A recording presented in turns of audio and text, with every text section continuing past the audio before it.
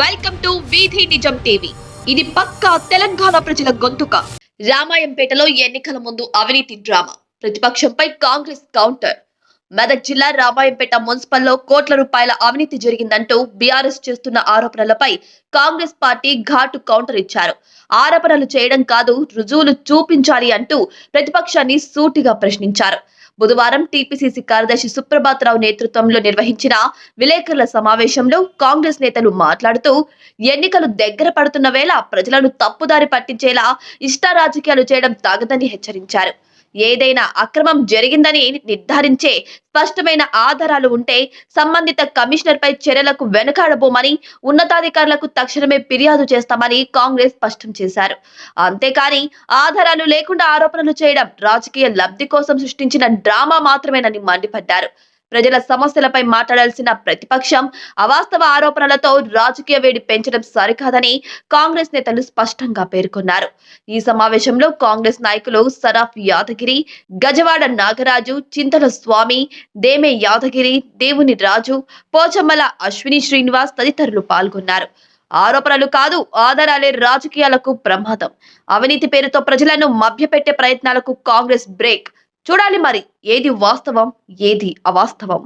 మాజీ municipal chairman మల్లె జితేంద్ర గౌడ్ గారు, వాళ్ళ అనుచరులు మున్సిపాలిటీపై ఏదైతే చెత్త బుట్టల విషయంలో కానీ, శానిటేషన్ విషయంలో కానీ, మోటార్ల రిపేర్ విషయంలో కానీ, ఆటోల విషయంలో కానీ, మన బ్లీచింగ్ పౌడర్ విషయంలో కానీ ఏదైతే మాట్లాడిరో అవన్నిటికీ పక్కా ఆధారాలతో వస్తే కమిషనర్పై ఖచ్చితంగా చర్యలు తీసుకుంటాం.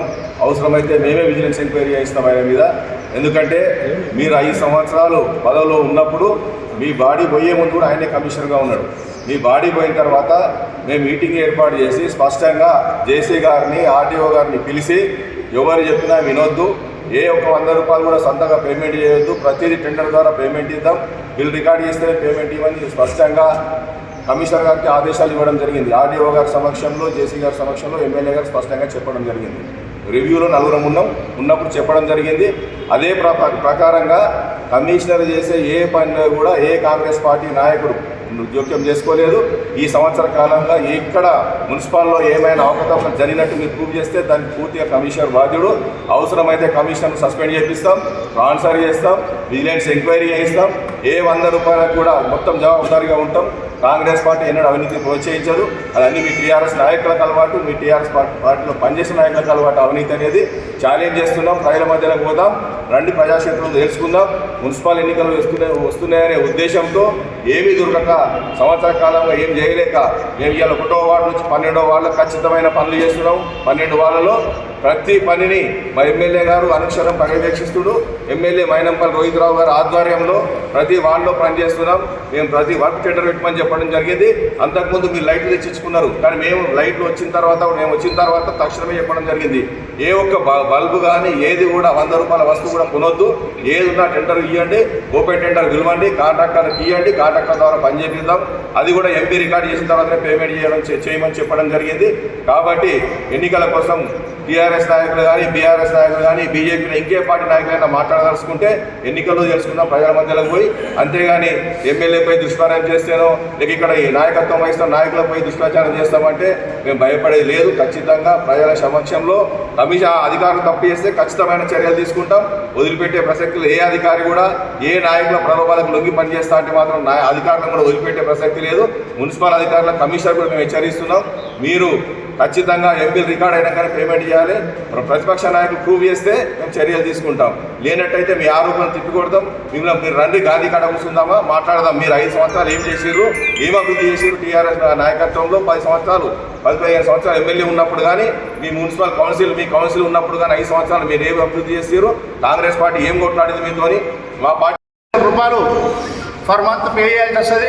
జనరల్ ఫండ్కి వచ్చే ట్యాక్సెస్ కానీ, బిల్డింగ్ పర్మిట్స్ కానీ జనరల్ ఫండ్లు ఉంటాయి. ఏదైతే 15th ఫైనాన్స్ ఉందో 15th ఫైనాన్స్ సంబంధించి ఏదైతే మనం ఏదైనా బ్లీచింగ్ పౌడర్ కానీ, ఇవాళ శానిటేషన్ వర్క్ కానీ, సున్నం కానీ, వెహికల్స్ కానీ, చెత్తబుట్టలు కానీ ఇది హాకా అండ్ ఆంక్రో ఏజెన్సీ ద్వారా కొనుగోలు చేయడం జరుగుతుంది. ఇలా వారికి కూడా తెలుసు, వాళ్ళ రాజకీయ ఉద్దేశాల కోసం మాట్లాడు. ఏదైతే ఏజెన్సీ కేటాయించిందో గౌరవనీయులు కలెక్టర్ గారి ద్వారా ఈ ఏజెన్సీలకు టెండర్లు జరిగి టోటల్గా ఆన్లైన్ నుంచే మనం పర్చేజ్ చేయడం జరుగుతుంది. వారు ఇలా ఎవరి అవినీతి లేదు.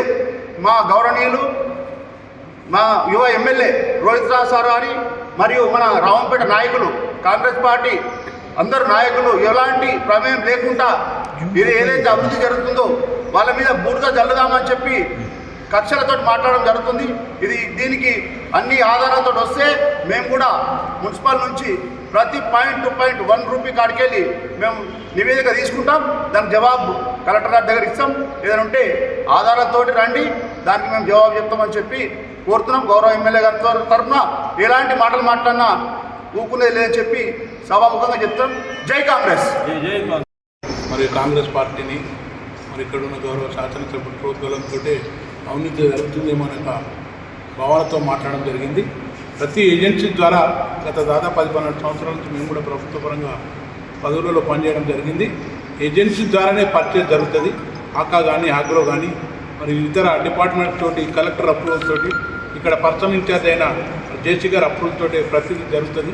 మరి ఒకవేళ దేవేందర్ గారే మరి అవినీతి అక్రమాలు పాల్గొంటే అతను కూడా మీ వద్ద కూడా 1 ఇయర్ కూడా పనిచేయడం జరిగింది.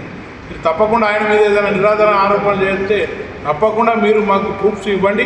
మేము కూడా రాష్ట్ర ప్రభుత్వంలో భాగస్వామ్యంగా ఉన్నాం కాబట్టి సంబంధిత మున్సిపల్ శాఖకు కానీ సంబంధిత కమిషనర్ గారు మరి దేవేందర్ గారి మీద ఫిర్యాదు చేయడానికి మేము వెనక్కి తీసుకునే ప్రసక్తి లేదు. మరి స్థానిక నాయకులు కాంగ్రెస్ నాయకులు ప్రభుత్వంతో అంటున్నారు తప్పుడు. ఇక్కడ ఏ కాంగ్రెస్ నాయకులు కూడా మరి ప్రభుత్వ అవినీతి ప్రోత్సహించే వారు లేరు. మరి రాబోయే ఎన్నికల్లో కూడా ఏదో దుష్ప్రచారం చేయాలనే ఉద్దేశంతో ఈ పత్రికా సమావేశం ఏర్పాటు చేయడం జరిగింది. దేనికైనా మా శాసనసభ్యుల మీద కానీ మాకు సంబంధించిన కాంగ్రెస్ పార్టీ నాయకులు కానీ దుష్ప్రచారం చేస్తే మేము ఊరుకునేది లేదని సందర్భంగా తెలియపరుస్తుంది. జై కాంగ్రెస్.